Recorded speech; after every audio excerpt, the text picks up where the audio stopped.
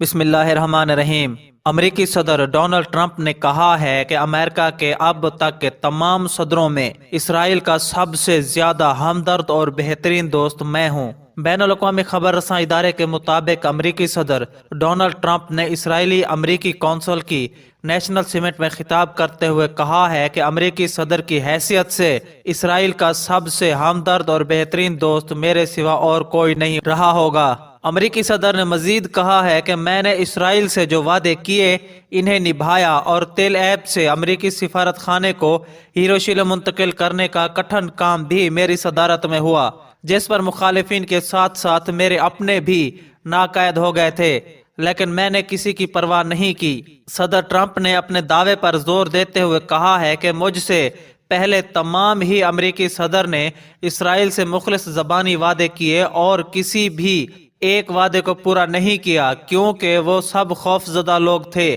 اور میں وعدے پورے کرنے والا صدر کہلایا جانا چاہتا ہوں۔ واضح رہے کہ امریکی صدر ڈونلڈ ٹرمپ نے عہدہ سنبھالتے ہی اپنے انتخابی وعدے ہیروشلم کو اسرائیل کا دارالحکومت تسلیم کرنے پر کام کرنا شروع کر دیا تھا اور دسمبر 2017 کو امریکی سفارت خانہ تل ایب سے ہیروشلم منتقل کرنے کے متنازع فیصلے کا اعلان کر دیا تھا۔